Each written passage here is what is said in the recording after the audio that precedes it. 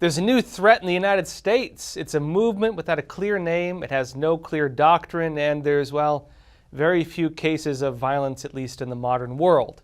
But, according to President Joe Biden, this is now the greatest terrorist threat the country now faces. Watch. We know that American history has not always been a fairy tale. From the start, it's been a constant push and pull for more than 240 years. Between the best of us, the American ideal that we're all created equal, and the worst of us, the harsh reality that racism has long torn us apart. It's a battle that's never really over.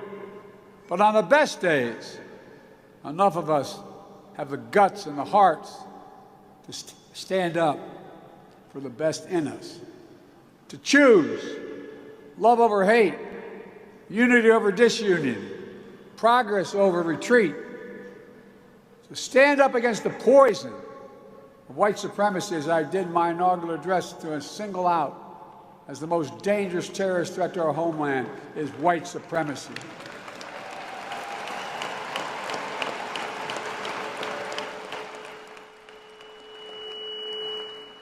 And I'm not saying this because I'm at a black HBCU.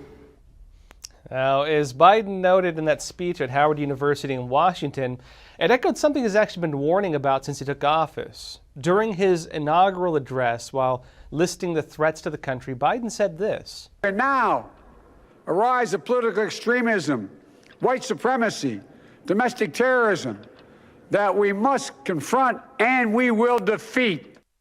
Now, critics were really quick to point out that Biden didn't actually name any specific group. Now, when we think of terrorism, at least in the past, we'd think of groups like Al-Qaeda or ISIS or, people who provide material aid, such as firearms, for example, to groups like the Taliban. So what's the embodiment of this new terrorist threat? Well, Biden hasn't been too clear on this, but he has repeatedly tied it to what he calls MAGA Republicans. In other words, former President Donald Trump and his supporters. And why is it such a threat to the nation? Well, Biden explained this in his Soul of the Nation speech in September, which was focused heavily, really, on demonizing MAGA movement. Let me show you. Donald Trump and the MAGA Republicans represent an extremism that threatens the very foundations of our republic. And here, in my view, is what is true. MAGA Republicans do not respect the Constitution. They do not believe in the rule of law. They do not recognize the will of the people. They refuse to accept the results of a free election. MAGA Republicans have made their choice. They embrace anger. They thrive on chaos. They live not in the light of truth, but in the shadow of lies. So apparently the greatest threat to the nation are the political enemies of Joe Biden.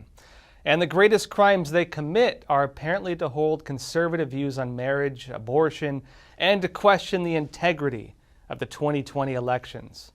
Now, is that really the white supremacist threat of terrorism that Biden's referring to, or is it something else? Do Trump supporters actually hold this?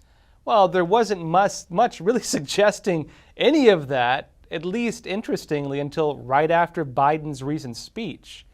Soon after Biden's speech at Howard University, suddenly a group of white supremacists calling themselves the Patriot Front that supposedly support Trump went parading around Washington holding American flags and symbols for their own group. They had a police escort.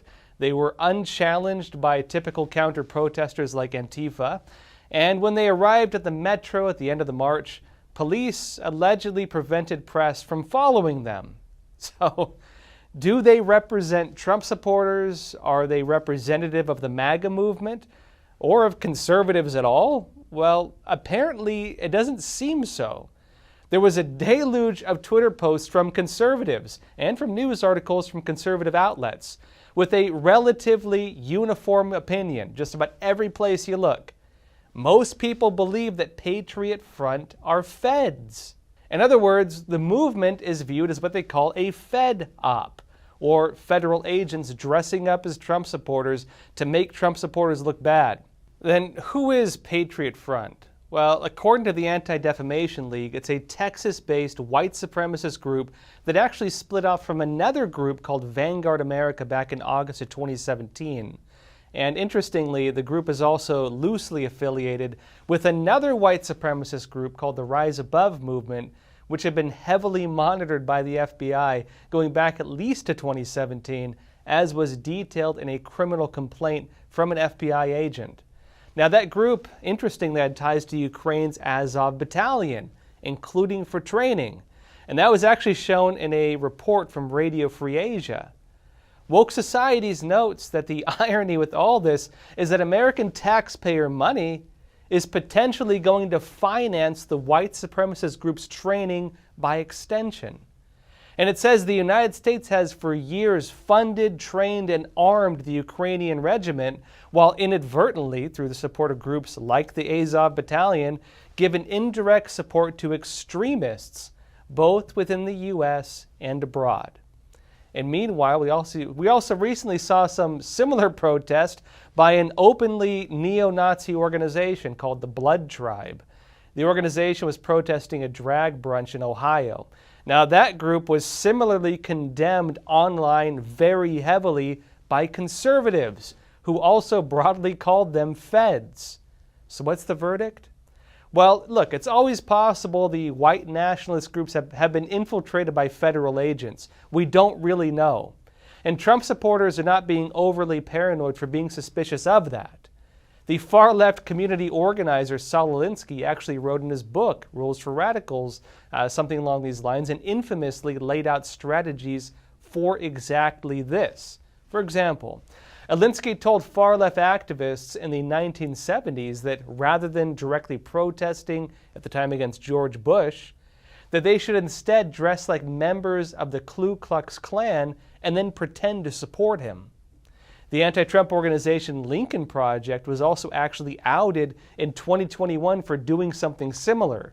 Its members dressed themselves as white nationalists from the Charlottesville riot, and then appeared to support then-Republican Virginia gubernatorial frontrunner Glenn Youngkin as a form of veiled protest. And folks, the reality is that there are real white supremacist groups. Many of them are basically gangs. They tend to be small, and people on both sides of the political aisle tend to really not like them. And look, at least we can all agree on something, right? At the same time, there are real instances as well of groups dressing as white supremacists and then using that fake support as a way to protest politicians they don't like. So how does the Patriot Front fit into all this? Well, look, certainly they are serving the interests of the Biden administration, at least by making false connections of extremism to Trump. And meanwhile, Trump supporters and conservatives overall, well, they appear overwhelmingly to believe the group is a ruse. And of course, there's the biggest elephant in the room, which is that, well, look, the groups are neo-Nazis. The Nazis were National Socialists who pushed for race politics. The fascists under Mussolini, they were collectivist socialists. Their slogan was everything within the state, nothing outside the state, nothing against the state. Look, absolute state control, that's not exactly a winning talking point for conservatives. The Trump movement, for example, tended really to support cutting government regulations rather than broadening them. But regardless, vague labels and dubious movements are being used to falsely frame a large swath of the entire country. And look, to me at least, that does seem just a bit extreme.